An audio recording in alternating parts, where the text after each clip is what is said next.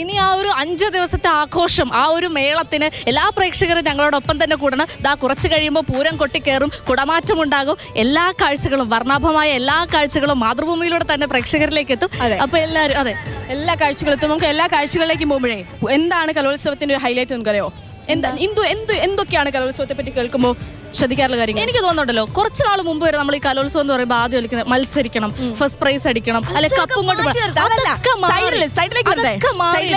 ഇപ്പൊ ഒരു എന്താണ് പറയുന്നത്, എല്ലാവരും ഒരു ഭയങ്കര പോയിന്റിലെത്തിയില്ല. അപ്പൊ പോയിന്റ് എന്താ വെച്ചാൽ വേറെ ഒന്നുമല്ല, കലോത്സവത്തെ പറ്റി പറയുമ്പോൾ കലോത്സവത്തിന് ഫുഡ് അല്ലെ, എന്തായിരിക്കും ഫുഡ് എന്നുള്ളത് നമ്മൾ എപ്പോഴും സംസാരിക്കുന്നതാണ്. അപ്പോൾ പഴയിടത്തിന്റെ രുചി തന്നെയാണ് ഇത്തവണയുള്ളത്. ഉച്ചയാകുമ്പോഴത്തേക്കും കലവറയിലേക്ക് ഒരു ഇൻസ്പെക്ഷൻ നടത്താൻ രാവിലെ ഉണ്ട്, അടിപൊളി ബ്രേക്ക്ഫാസ്റ്റ് തുടങ്ങുകയാണ്. അപ്പം നമുക്ക് ചെറുതായിരുന്നു കലവറ വരെ പോയി വരാം.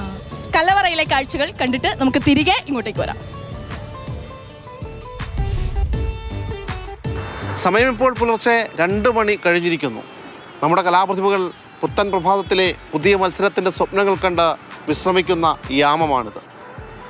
ഇവിടെ ഒരു കൂട്ടർ മാത്രം ഉറങ്ങാതിരിപ്പുണ്ട്. കഴിഞ്ഞ 2 പതിറ്റാണ്ടായി കേരളത്തിൻ്റെ കലോത്സവ രുചികളെ നിയന്ത്രിക്കുന്ന പഴയിടം മോഹനൻ നമ്പൂതിരിയും കൂട്ടരും. നമുക്ക് ആ പാചകപ്പുരയിലെ കാഴ്ചകളിലേക്ക് പോകാം.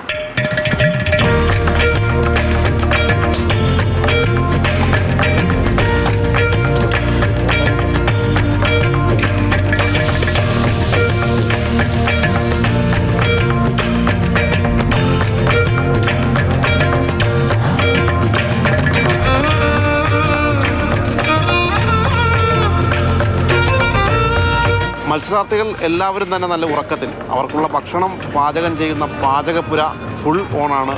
അതേ പഴയിടം മോഹനൻ നമ്പൂതിരി നമ്മോടൊപ്പം ഉണ്ട്. തിരുവേനി നമസ്കാരം. ഞങ്ങൾ ഉറങ്ങിക്കഴിഞ്ഞാൽ തിരുവേനിയുടെ ഉറക്കമില്ലായ്മ ആര് കാണിക്കും? ഇതിപ്പോൾ ആരെ കാണിക്കാനൊന്നും അല്ലല്ലോ, ഇതൊക്കെ നമ്മൾ കമ്മിറ്റ്മെൻ്റ് അല്ല, ചെയ്യാനല്ലേ പറ്റും. അതൊക്കെ എപ്പോഴും 24/7 ആണ്. അപ്പോൾ അതിന് രാത്രിയൊന്നും പകലൊന്നും ഇല്ല, അതിങ്ങനെ നടന്നുകൊണ്ടിരിക്കും. അപ്പോൾ ഇങ്ങനെ ഈ ഉറക്കമില്ലാതെ 5 ദിവസക്കാലം മുന്നോട്ട് പോകാന്ന് പറയുന്നത് നമുക്ക് ചിന്തിക്കാൻ പോലും കഴിയില്ല. അതെങ്ങനെയാണ് സാധിക്കുക? അല്ല, അതൊരു എക്സ്പീരിയൻസ് ആണ്. പരമാവധി 1 മണിക്കൂറൊക്കെ ഉറങ്ങാൻ കിട്ടുക രാത്രിയില്ല കലോത്സവ കാലത്തൊക്കെ. ഇന്നത്തെ നമ്മുടെ പ്രധാനപ്പെട്ട വിഭവം എന്ന് പറയുന്നത് ഈ നവധാന്യ ദോശയാണ്. നമുക്ക് ആ ദോശയടുത്തേക്ക് പോയാലോ? ഈ നവധാന്യ ദോശ എന്ന് പറയുമ്പോൾ സ്വാഭാവികമായിട്ടും 9 ധാന്യങ്ങൾ അടങ്ങിയതാണല്ലേ? പ്രോട്ടീൻ എൻറിച്ച്ഡ് ആണ്, കുട്ടികൾ കഴിച്ചോളും. അപ്പോൾ അതിന് വലിയ പ്രശ്നമൊന്നുമില്ല. തട്ടുദോശ നല്ലതാണ്. തൊട്ടപ്പുറത്ത് തട്ടുദോശയുണ്ട്. തട്ടുദോശ അവർ റെഡിയായി കൊണ്ടിരിക്കും. ഇതാണ് ഞങ്ങളുടെ ലോകം. അപ്പോൾ ഈ ലോകത്തേക്ക് ഈ പഴയിടം എന്ന ബ്രാൻഡ് ഇങ്ങനെ വലിയ രീതിയിലേക്ക് എത്തിക്കാൻ തിരുവേനിയുടെ ഇടപെടൽ എങ്ങനെയായിരുന്നു? 22ാമത് കലോത്സവമാണ് സംസ്ഥാന സ്കൂൾ തലത്തിലുള്ള സംസ്ഥാന സ്കൂൾ കലോത്സവം. ഈ കാലം അത്രയും ഇതുപോലെ ജോലിയെടുത്തിട്ടും ആൾക്കാരെ കൊടുത്ത് നിർത്തി പ്രവർത്തിച്ചുകൊണ്ടാണ് ഇങ്ങനെയൊക്കെ ആവാൻ പറ്റണതാണ്. ബ്രാൻഡല്ല, ഇതൊരു എന്താണ് പറയുക, ഇതൊരു ജോലിയുടെ ഒരു ഭാഗമാണ്. അത് നന്നാകുമ്പോൾ ബ്രാൻഡ് റെഡിയായി വരാൻ കേട്ടോ. വർഷങ്ങൾക്ക് മുമ്പ് MDയുടെ ഒരു കഥ വായിച്ച ശേഷം, അതായത് 2ാം മുഴുവൻ വായിച്ച ശേഷമാണ് ജീവിതത്തിൽ വലിയൊരു മാറ്റം ഉണ്ടായത് എന്ന് കേട്ടിട്ടുണ്ട്. ജീവിതത്തിൽ മാറ്റം ഉണ്ടായെന്ന് മാത്രമല്ല, ജീവിതത്തിൽ മാറ്റമല്ല, ജീവിതം തിരിച്ചു പിടിച്ചത് 2ാം മുഴുവത്തിലൂടെയാണ്. പക്ഷേ അവിടെ നിന്ന് തുടങ്ങിയതാണ് ഇന്ന് കാണുന്ന ഈ പഴയിടം എന്ന ഒരു ബ്രാൻഡിലേക്ക് എത്താനുള്ളൊരു. അതെ, അവിടെ നിന്ന് തുടങ്ങിയതാണ്. അന്നത്തെ യാത്രയിൽ തിരിച്ചറിഞ്ഞിരുന്നോ പാചകമാണ് എൻ്റെ വഴി എന്നത്? തീർച്ചയായിട്ടും തിരിച്ചറിഞ്ഞിരുന്നില്ല എന്നുള്ളതാണ്. കാരണം എന്തെന്നുള്ളത് അന്നും വളരെ സന്ദിഗ്ധമായൊരു കാലഘട്ടമായിരുന്നു. പല പരീക്ഷണങ്ങളിൽ ഒന്നായിരുന്നു പാചകം അന്നൊക്കെ സത്യത്തിൽ. പിന്നീട് എങ്ങനെയോ അറിയാതെ എസ്റ്റാബ്ലിഷ്ഡായി മാത്രമേ. ഈ കുട്ടികൾക്ക് ഈ രുചി വിളമ്പുമ്പോൾ കിട്ടുന്ന ഒരു സന്തോഷം അത് എങ്ങനെയാണ്? അതാണ് ഈ ഓരോ വർഷവും ഇതിലേക്ക് തന്നെ വീണ്ടും വരാനുള്ളൊരു സാഹചര്യം.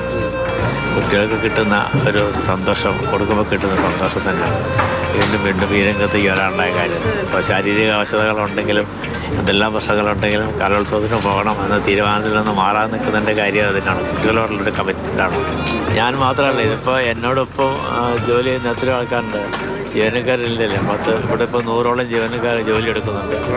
കൂട്ടായ പ്രവർത്തനമാണ് പാചകം എന്ന് പറയുന്നത്. രാവിലെ ഉച്ചയ്ക്കും വൈകുന്നേരം കൂടി 60-ൽ താഴെ ആൾക്കാർ എത്തും. അപ്പോൾ ഈ 60,000-ഓളം പേർക്ക് ഭക്ഷണം ഒരുക്കുമ്പോൾ എപ്പോഴെങ്കിലും തോന്നിയിട്ടുണ്ടോ ഇത് തികയാതെ വരുമോ? അങ്ങനെയൊക്കെ ഒരു ചിന്തകളോ അങ്ങനെയൊക്കെ എന്തെങ്കിലുമൊക്കെ ഉണ്ടെങ്കിൽ? കാരണം അങ്ങനെയില്ല. കാരണം എപ്പോഴും അടുപ്പത്ത് എന്തെങ്കിലുമൊക്കെ സാധനങ്ങളുണ്ടാവും.